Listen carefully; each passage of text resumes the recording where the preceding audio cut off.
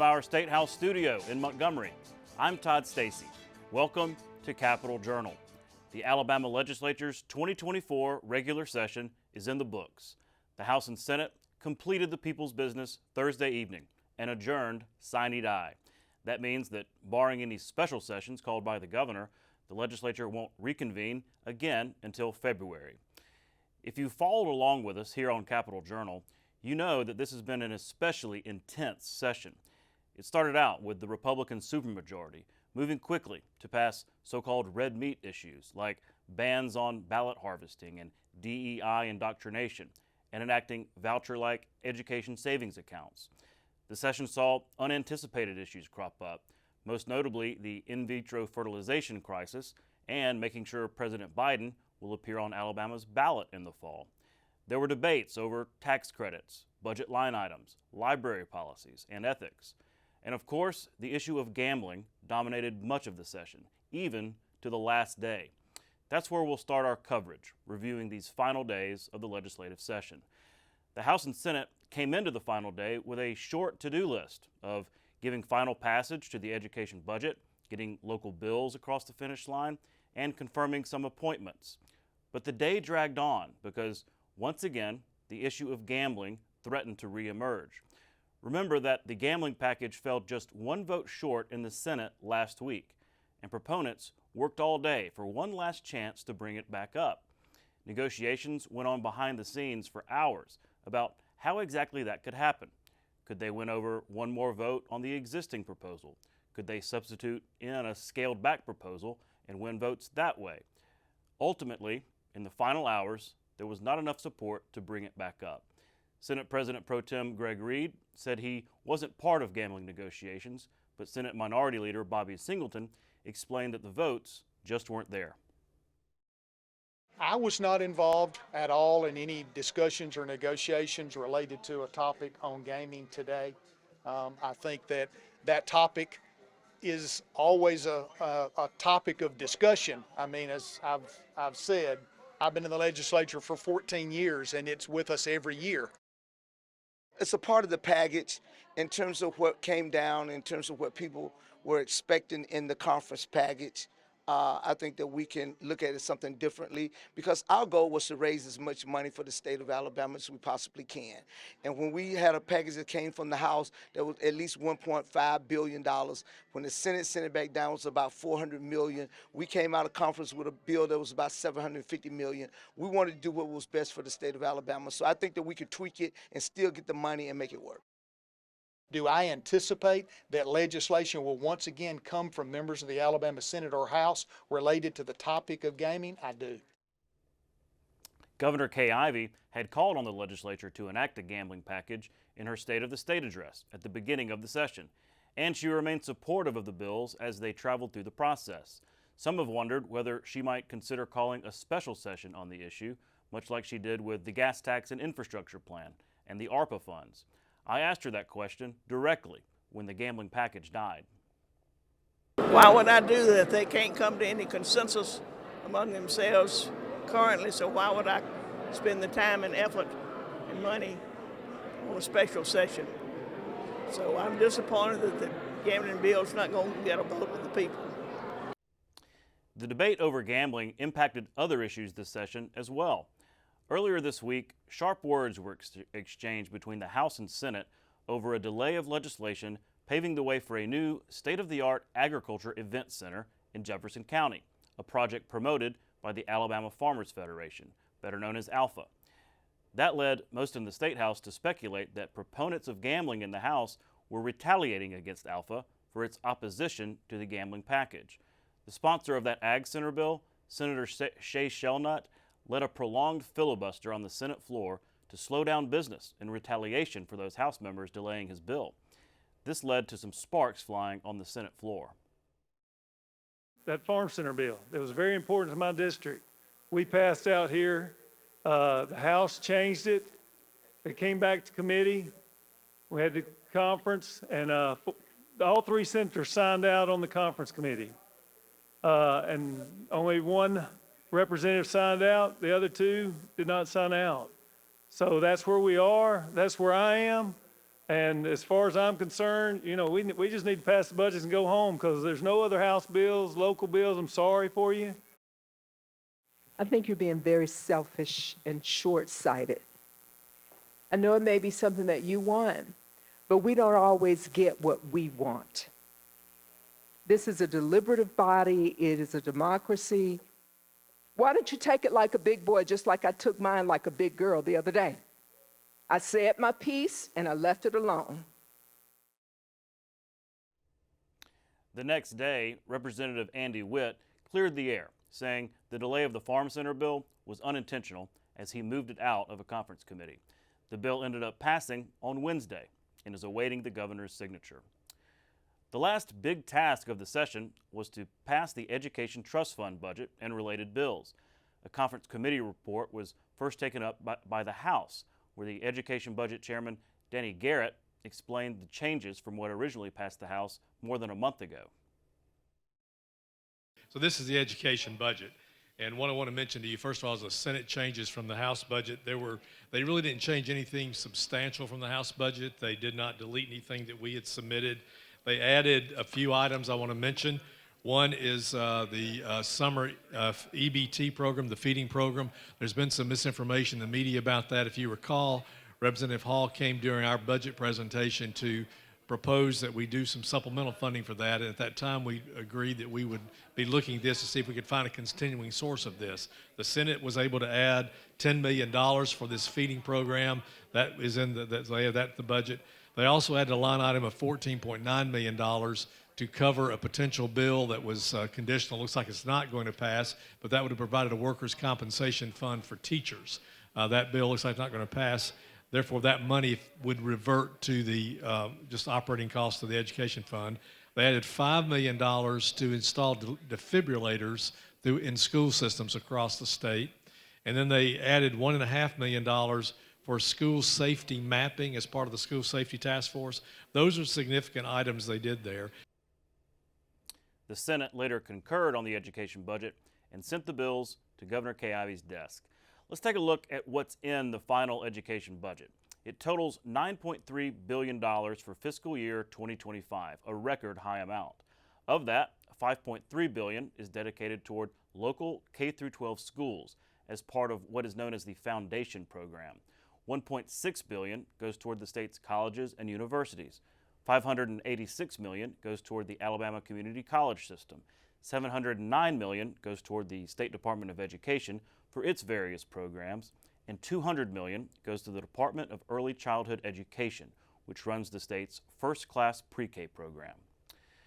The budget was just one of several items taken up by the House in the final days. Randy Scott covers the House for Capitol Journal. Here's his story. It's closing time for the 2024 regular session. The House wraps up work with the State Education Trust Fund budget. And what I want to mention to you, first of all, is the Senate changes from the House budget. They really didn't change anything substantial from the House budget. They did not delete anything that we had submitted. They added a few items I want to mention. One is the summer EBT program, the feeding program. The Senate was able to add $10 million for this feeding program. That is in the budget. They also added a line item of $14.9 million to cover a potential bill that was conditional. Looks like it's not going to pass, but that would have provided a workers' compensation fund for teachers.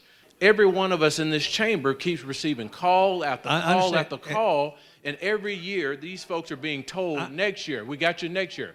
The cost of living for these people is just, you and I are experiencing it. Yeah, I'm not disagreeing with your thought and what you're trying to do. What I want to say is practically, when I give you the numbers, it's Danny, not going to you are do a what brilliant mind. We have to stop telling these folks that we're going to help them next year every time we get to the end, and this happens every time. Even with this task, the spotlight is still on the gaming lottery proposals. You tried to, I guess, throw a little bone, per se, as you would say on the streets, to the retirees. But end of the day, when you voted, and people in these bodies voted no on a gaming legislation that was a new piece of funding, that was hurting retirees potentially as well too, because that completely eliminated that new revenue stream source. Would that be safe to say? The gaming legislation did provide for a potential revenue stream for to fund retiree trust funds. So it's been 25 years since we let people, our retirees, vote.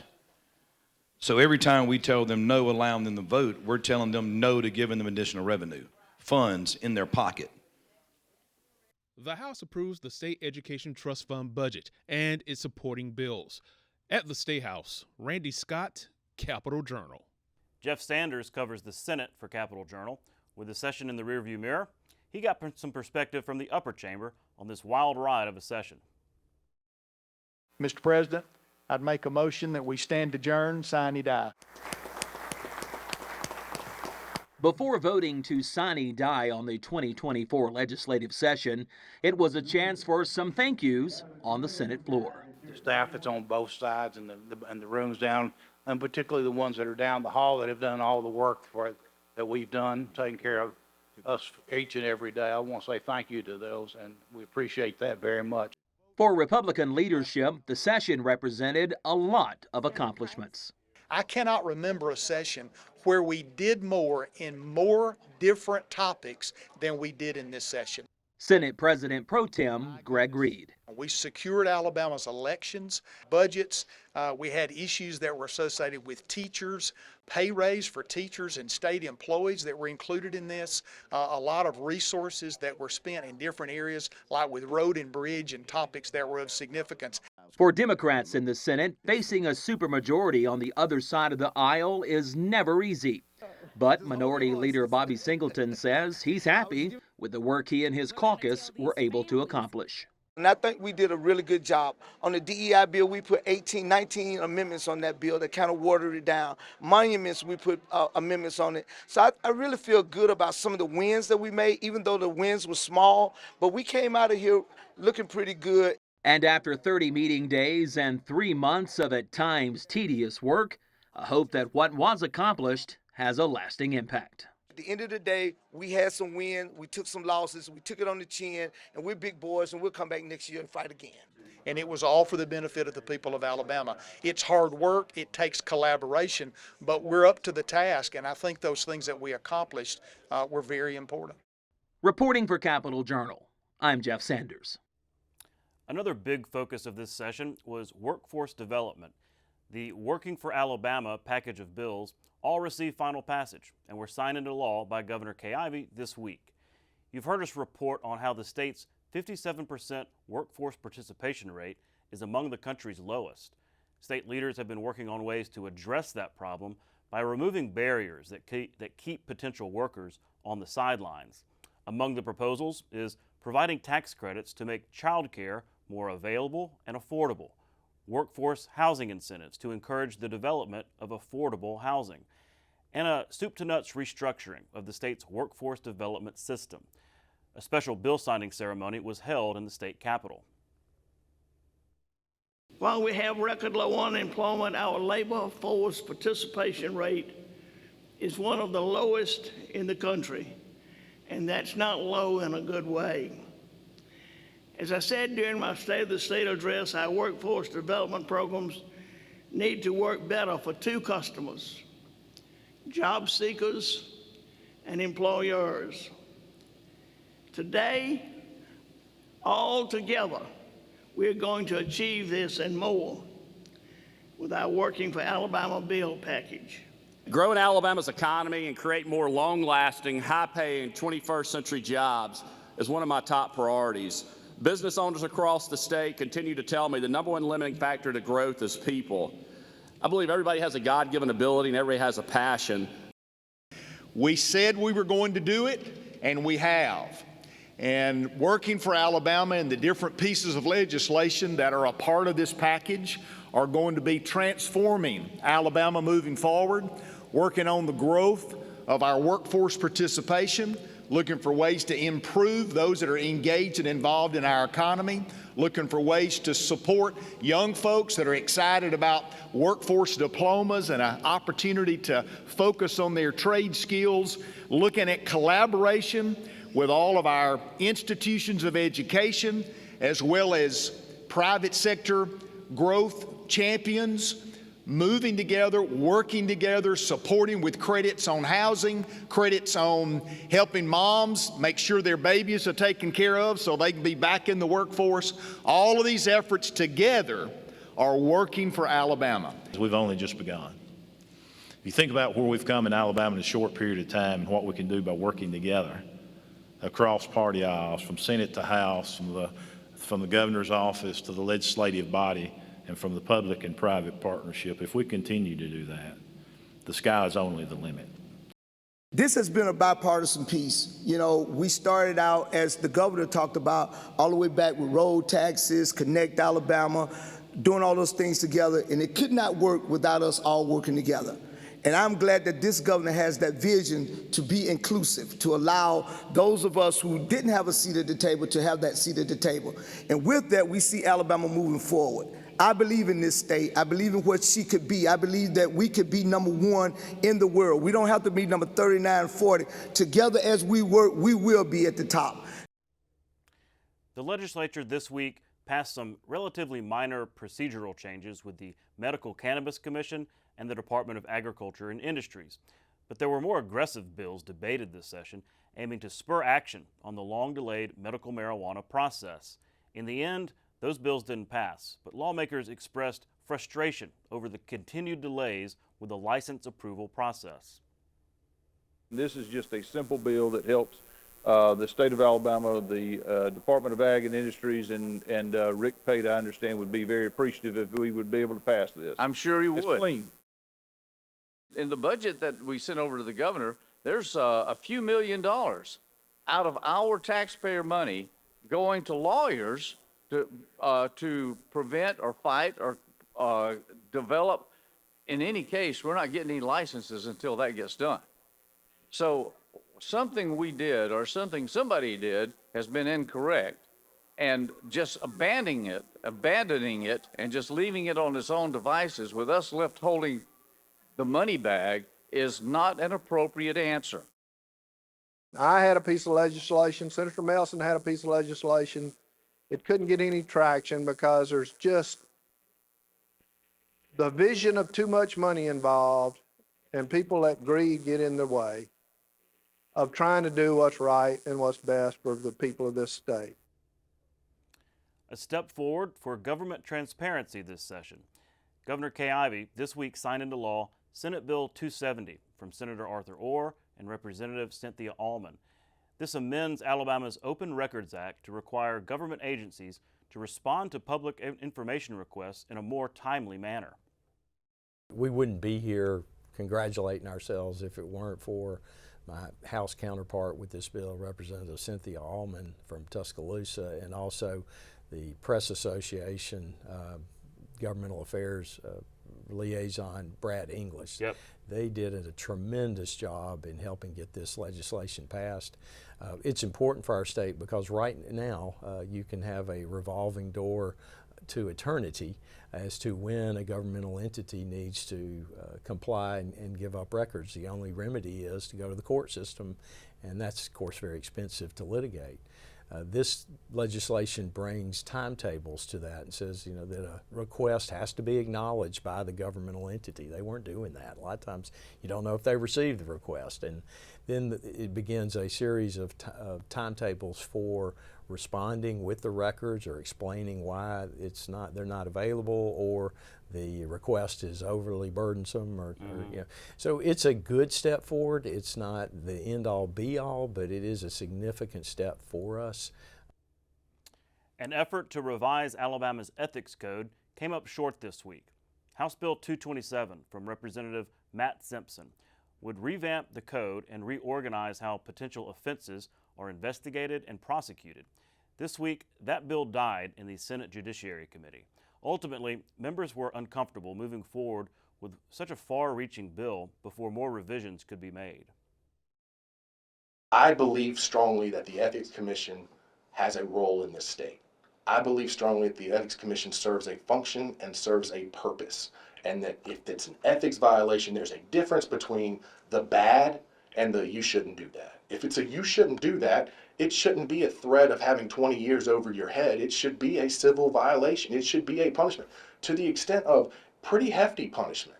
I'm all for it. If you cross the line, then you have sanctions, you have punishment, you should be prosecuted. It's only fair just let people know where the lines are.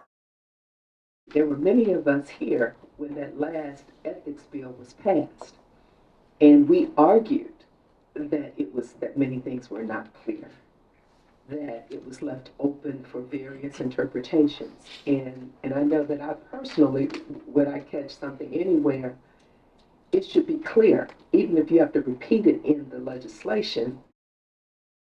I think this conversation will continue, and I suspect we'll have House members, hopefully, and senators that will be engaged in further discussion so that we will see this bill next year.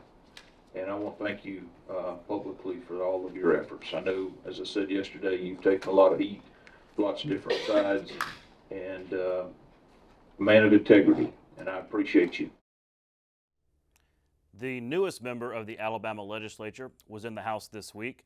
Gina Ross, the newly elected representative from District 27, made her first appearance on the House floor and was asked to speak. You'll remember Ross from her years of running Alabama's first-class pre-K program as Secretary of Early Childhood Education. And I also want to say I'm excited to go to work for District 27 and the people of Alabama. I've missed it. I've missed it. This feels very comfortable in a sense. It's a little overwhelming to see all of you at one time. I'm kind of used to looking at you one-on-one begging for things across your desk, but for children and families. But I'm extremely looking forward to the work I think that can be accomplished in working with the leaders, Leader Stadhaden and Leader Daniels. I've worked with him on many projects in the past and look forward to carrying that again. So with great energy and enthusiasm, I'm glad to be here and glad to get to work. Thank you. This week also marked Yom HaShoah, the days of remembrance for victims and survivors of the Holocaust. Ceremonies were held at the Department of Archives and History and here at the State House. I sat down with Dr. Dan Puckett, who chairs the Alabama Holocaust Commission, and Rabbi Scott Kramer for an in-depth interview about Yom HaShoah and its implications today. Rabbi Kramer spoke to the pain being felt in the Jewish community since the October 7th massacre, the war raging in Gaza, and the protests at some college campuses that have turned anti-Semitic. It's been incredibly difficult. There isn't one person in a community that doesn't know someone in Israel that is connected with someone that was lost. And we're not talking soldiers, we're talking civilians, we're talking women, children that were slaughtered, mostly at not only a music festival, but people in their homes. Peaceful kibbutzim. Peaceful kibbutzim, correct. There are no words to explain what tragedy this is, and the fact that there's still over probably 90 hostages still alive. We don't know how many, and all we want to do is bring them home. You can watch that full interview on our YouTube channel. Coming up after the break, I'll sit down with House Speaker Nathaniel Ledbetter to get his takeaways from this intense session. After that, Senate Minority Leader Bobby Singleton joins me to talk about that gambling plan and his perspective on the session. We'll be right back. You can watch past episodes of Capital Journal online at video.aptv.org. Capital Journal episodes are also available on APTV's free mobile app. You can also connect with Capital Journal and link to past episodes on Capital Journal's Facebook page. And you can listen to past episodes of Capital Journal when you're driving or on the go with Capital Journal podcasts. You're watching Alabama Public Television.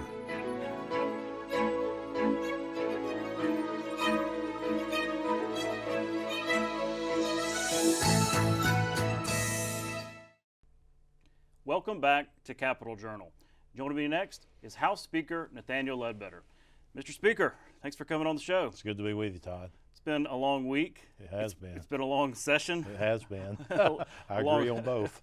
Long 14 weeks. and just such a busy session. Thinking back to, I mean, at the beginning, and issues that y'all didn't even know you were going to tackle. Right. Big lifts, some wins, some losses. But when you think back on this session, I mean, what are some of your big takeaways when you talk about this session over the next year? What will your thoughts be, your takeaways? Yeah, I guess my biggest takeaway is it seems like I told our members the other night that iron sharpens iron, and the hotter the fire, the stronger the metal. And I certainly believe that our members this time did a lot of hard work. I mean, you know, this was a session where we talked to them before we began, and I told them, I said, I'm going to ask you to do some hard things, and some of it won't be popular, but I think it's things that has been let go for decades in Alabama that needs to be addressed, and they rose to the challenge, and I applaud each and every one of them for the work they did. And you know, you don't agree on all the different items you have come up, but the thing is, they've done it professionally. We didn't have any bad moments in the chamber, any meltdowns, and I think everybody respected each other and handled it in a manner that you want to see the governing body of the state do. So I applaud them for their work. Mm-hmm. Well, speaking of tough issues, let's talk about gambling, because even there on the last day, there was talk of it coming back. You know, one last chance for, you know, that bill, whether it was this, you know, the bill that's in the Senate basket or maybe a different bill that could be subbed and all that. Yeah. And I know y'all caucused and we're going back and forth. Walk me through kind of what happened. What was happening on the last day to try to maybe get that over the finish line? Well, I mean, there's a lot of conversation. I don't think it ever come to fruition. There's just some talk that we had got with the Senate and some conversation that was going on, but you know, at the end of the day, there just wasn't enough time. Mm-hmm. Well, I know that's a disappointment for you, right? Because y'all put a lot of work into, well, your members put a lot of work into drafting that plan, and I know it's disappointing to see it die like that. Do you think, is it something that can come back another year, or is it, you know, back to the drawing board? What do you think? Yeah, I don't know. It's one of the things I think that, you know, my reasoning is knowing that this has been going on for so long, over 25 years since people had a chance to vote, and we have so much. You know, I didn't realize until the committee we put together kind of went around the state and found out the types of illegal gambling we have and how much of it there was. I think everybody was shocked to know that, and you know, I think people were ready to, especially the voters. I hear it all the time. They want their voices heard. They want to be able to, you know, the money's going out of the state. We got almost half of our counties that borders another state that has got it, as far as the lottery is concerned. And so I think, you know, the voters really want a chance to vote. But you know, it's the process. I mean, you work it, and the thing that was one of the things that I wanted to try to do, and I'm the last person to know anything about gambling. I mean, I told them today in the gaggle, if I could just wave a wand, I'd shut down everything, but that's not possible.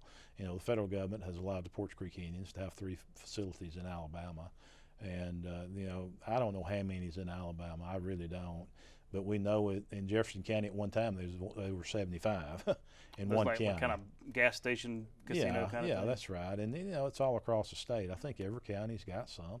And you know, the problem with that is it's not regulated. You know, all kind of things happen in those facilities that shouldn't. And so putting a commission together to regulate it and stop it, you know, I hear people say you need to enforce with tougher laws, which these laws were a lot tougher. But the problem is you got to have people enforce it. You know, and some of these counties, actually the sheriff they make sure, or they are the ones that does the licenses for them. So it's hard. You know, and then we got one county where the sheriff's brother had some, so it's hard, and it's hard for county sheriffs to do it because they don't have the facilities to put the machines in, 1, and 2, they don't have the manpower. Yeah. And in some cases, it's a revenue source. It is. I certainly remember that from kind of, you know, the bingo wars back in the day. Well, speaking about that, because I've talked to the Attorney General about the same thing, and considering that it's, you know, session's over, that bill's dead. Would there be any consideration for, okay, before we go again on, you know, proliferating of gambling, right? Deciding what kind of gambling we want or don't want, like beefing up those laws to give the Attorney General and other prosecutors maybe more legal resources to crack down? I certainly think that would be a possibility. I do think that, and I think it's probably something that should be done.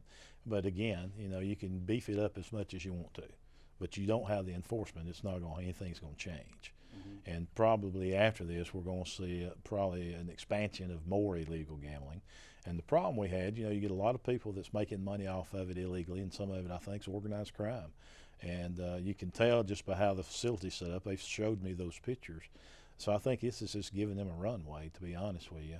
And so I don't know if we upped it. I mean, who's going to enforce it? And you say, well, the local people will. Well, a lot of them may have people that are involved or engaged, and not always they think it's legal. I know the Attorney General said everything's illegal. Well, I guess it depends on who you talk to. There's different opinions of that. And who the Attorney General is, as we've seen over the years. That's right, yeah. Well, that kind of brings me to this point about the House versus the Senate this time. There's always some tension between the House and the Senate. I think that's probably healthy. There should be some back and forth and everything. Got a little chippy this year, though, about House bills passing, Senate bills passing, and all that kind of stuff. Most of that got worked out, but even on the gambling issue, feelings of disrespect on either side. I found it interesting that as you were on the last day of the session on the floor, you took point of personal privilege to come to the mic to really, what it seemed like to me was rise to the defense of the House and say, look, we are a co-equal body. We have, we need our say. We don't want to bow down to the Senate, things like that. And I also heard your members, Republican and Democrat, coming to the mic saying, backing you up and appreciating your leadership. So I have to ask you, how'd that feel? And did you feel that the body was more united really toward the end of the session than ever before? Yeah, I don't think there's any question about that. I think it shows. I think when you see us in a session day, it shows. I think the respect that they've gained for each other is insurmountable, and it definitely showed. My thing about coming to the mic was to say thank you. I mean, like I said, I'd ask them to do some hard things. We'd kept them up late, and we'd started early, and we'd went through some tough issues. And it wasn't just gambling. We had a lot of tough issues. As you know, the IVF thing come up. It was dropped in our lap we didn't expect. And, some of our members really got attacked uncalled for. And what's aggravating to me is to see our members attacked on an issue from somebody out of state that knows nothing about the state of Alabama or how it works, and absolutely is falsehood. So that's a little bit frustrating and aggravating. I remember there was some on school choice, and I guess on gambling too. Well, there was some on school choice and gambling and the IVF thing. So there was different issues where people got attacked with text messages or things like that, and that's just uncalled for. But it wasn't in-state people, and somebody tries to drive a narrative from another state to get their agenda, and so we see that. We've probably seen that more this year in any session. And our members stood strong. I mean, they really did, and they kept coming back every day and fighting hard for what they believed in. I mean, I was overwhelmed today. I mean, it was humbling, to say the least, but to see our members with the last day of session, when we have really been through the grind, and when I'm talking about 16 hours a day, and longer sometimes, when I look across the chamber and just about every chair is full, that means that our members are committed to do what's right for this state, and they've done it in a strong and I think a deserving, should be applauded for the work that they've done this session. And I'm reminded of the old Washington story from Congress, where this new young congressman gets elected, gets to the Capitol, and talks to the majority leader and says, I want to see the Democrats. Show me the Democrats. I want to get to know the enemy. The majority leader says, son, the Democrats aren't the enemy. The Senate is the enemy. And it's a joke, and you can tell it either way, really. Yeah. But it is an issue, and so looking forward to next session, how do we get back to more comedy between the House and Senate working together? Yeah, I mean, I think sometimes it's overblown a little bit. I think Senator Reed does a great job. He's certainly a good friend, and of course, Majority Leader Livingston is one of my closest friends down here, and we together had a lot of tough issues, and we worked well together. I mean, it's like we talked about today, and you've been around long enough. Every time when you come to the end of the session, regardless of what the issues are, everybody gets excited. Everybody wants their bill passed. Everybody wants something done that they don't think they're going to get done. And so it happens. It happens every year, and this was no exception. But we'll have again. I told our members yesterday, I said, listen, some of you are not going to get your bills passed. Some of them are going to die, but you got next year. And I've worked on bills sometimes 3 and 4 years. But if it's a good bill, if it's the right thing for Alabama, it will eventually get there. And so I think that's part of it. Everybody gets frustrated because they didn't get their certain bill on the calendar, or maybe it didn't move like they thought it should. And that's just part of the process. Mm-hmm.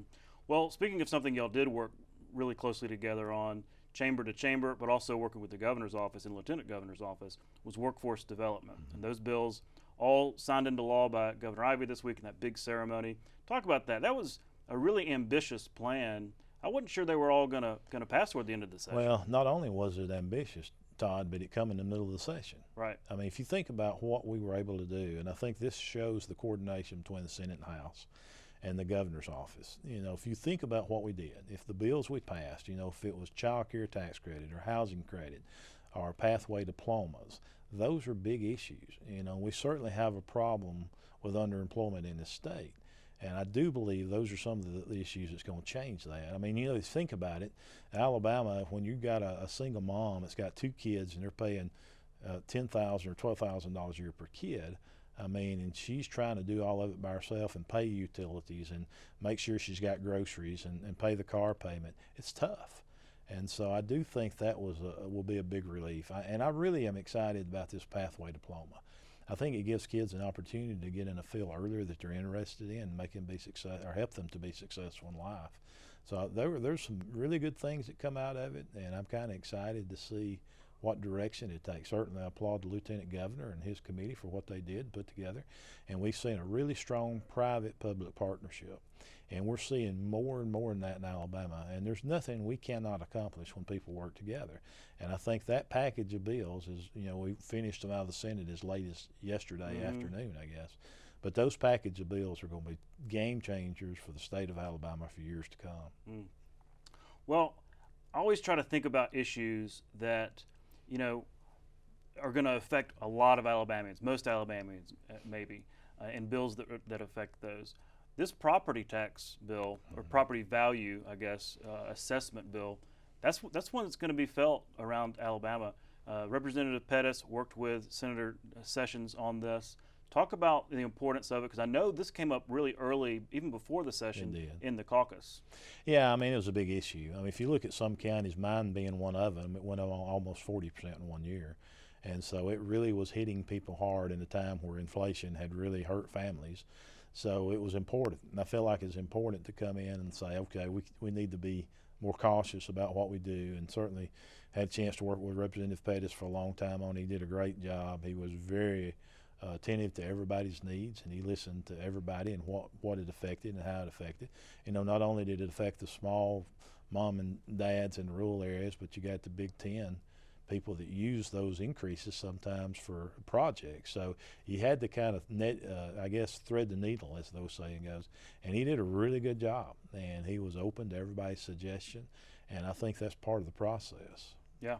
Well, something that I think, people are going to, even years from now, are going to probably appreciate that. But anytime you talk about taxes and revenue, it's not an easy lift. So that's a significant accomplishment. Well, I think it is. I mean, if you look at some of these counties where they went up 30% 1 year or 25% the next, I mean, some of them's increased over 50% in the last 2 years alone. And I know property values in Alabama has increased just because of the growth and the economy doing so well. But the retired people and those folks really needed a break, and I think this gives them one. Yeah. Well, look. Congratulations on another session. Man, it's been a whirlwind. It has. Probably one of the most intense sessions I can remember. What about you? Yeah, I told somebody, of course, being speaker, and like I said, we'd ask the members to do a lot of hard things, but it probably was one of the most draining sessions I've been in. Last year was a great session. If you look back over the last 2 years, and I told Senator Reed this morning, we've probably passed more legislation and made more things happen in these 2 years than we have sometimes in an entire quadrennium. So this one certainly has been taxing. But I truly believe, because of the hard work of both the Senate and the House and the governor's office, we've made some changes in Alabama that's going to not only affect people's lives for years to come, but also think it's going to affect those that hadn't even been born yet. And certainly the child care tax credit is just one of many.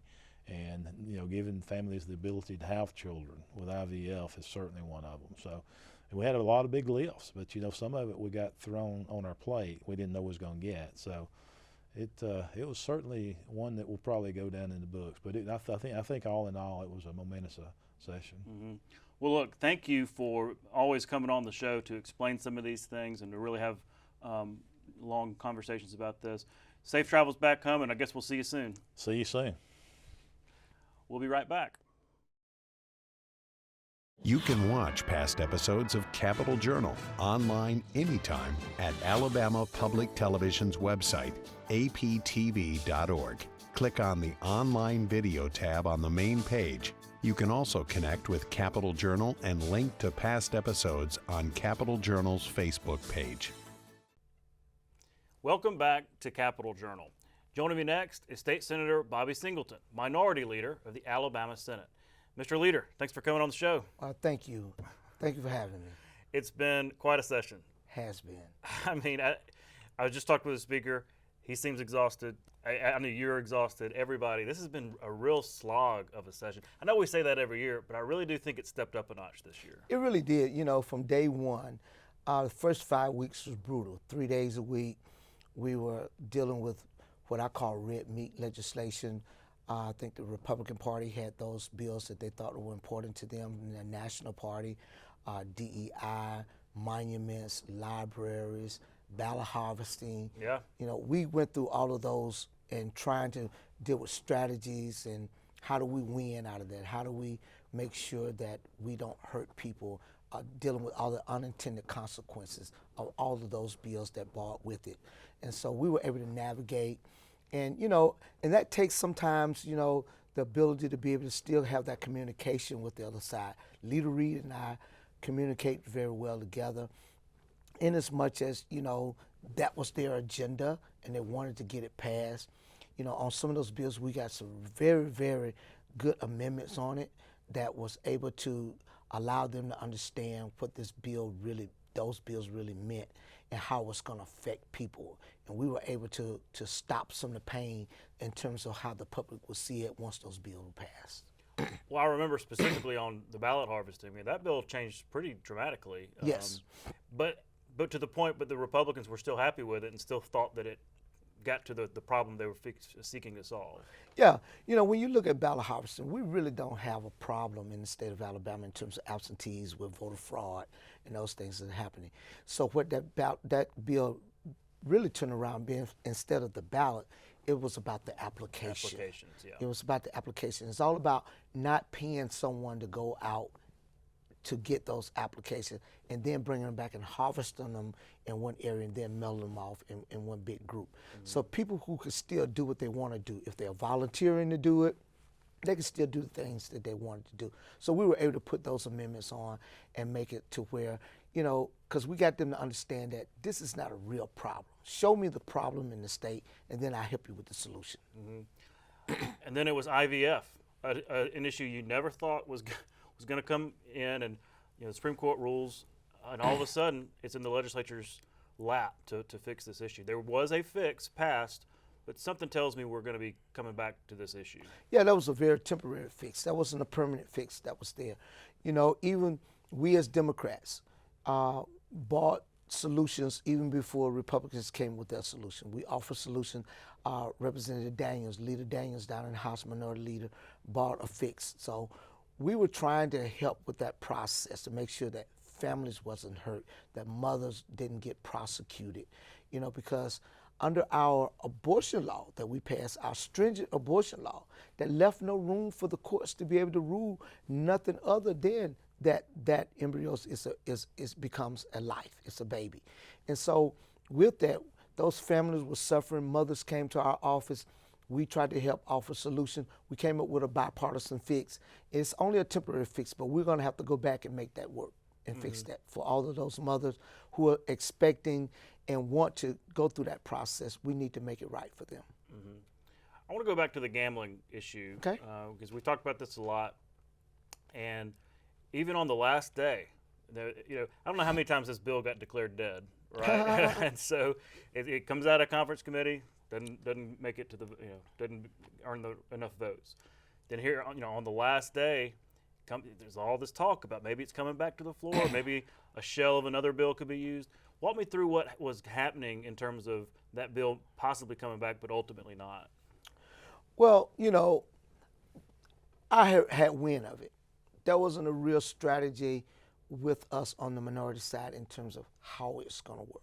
We were told that there was a possibility that something could happen. Okay. And we were sitting in the wings waiting.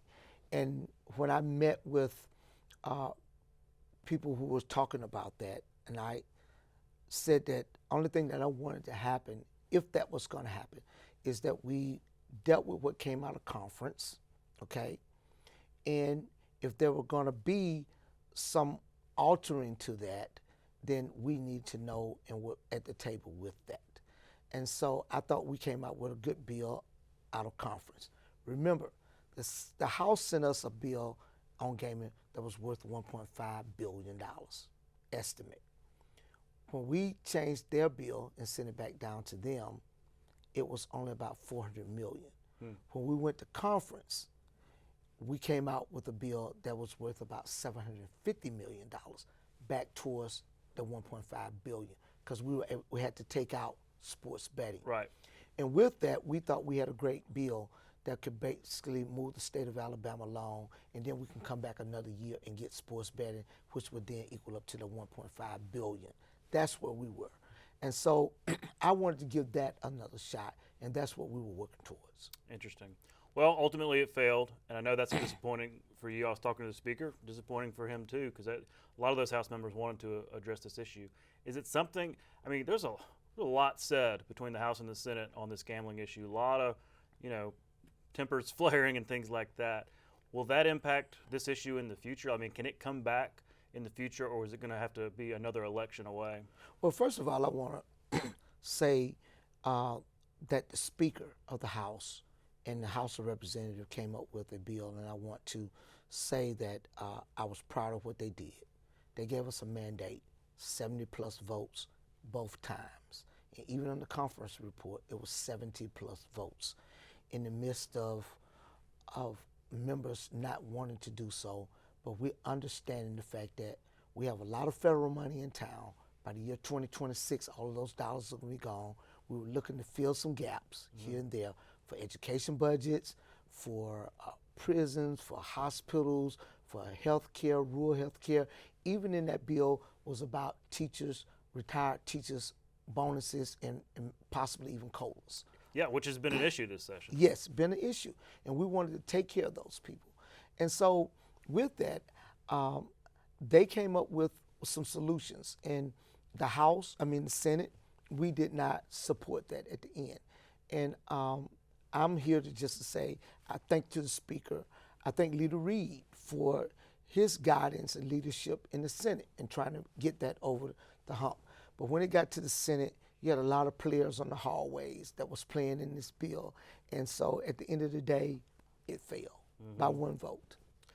Yeah, I'm interested in kind of, after the dust settles a little bit, going and hearing some of those stories about what all conversations were happening, because it sounded pretty fascinating. Well, you talked about revenue, and this has implications beyond just gambling and things, because we've talked before about the possibility of if not Medicaid expansion, something like that, a public-private partnership that really the governor and Medicaid would probably initiate.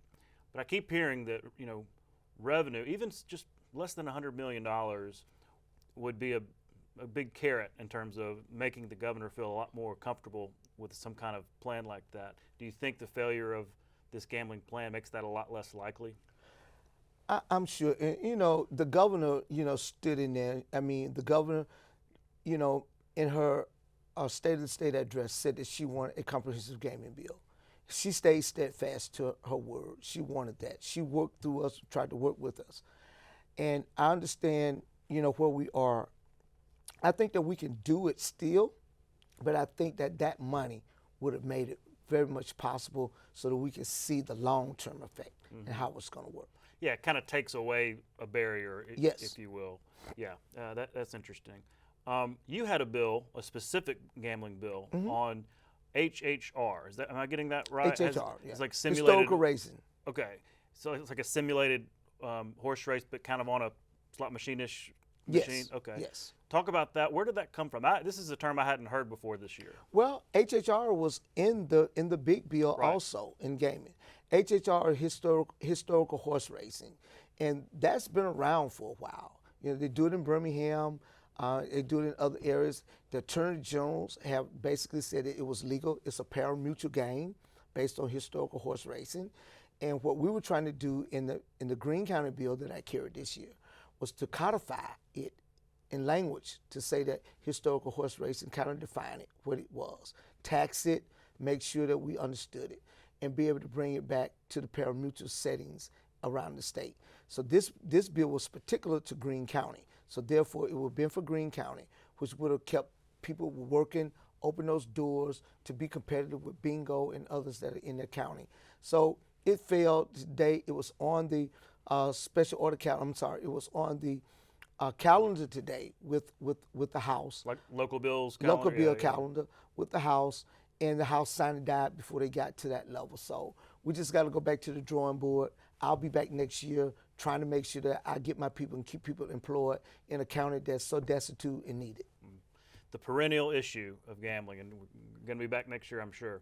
I wanted to go deeper on your role as minority leader, and really the role of the minority in general, because when you were talking about your work okay, we're trying to make this, we know they're going to pass these bills, we want to make them a little better from your perspective.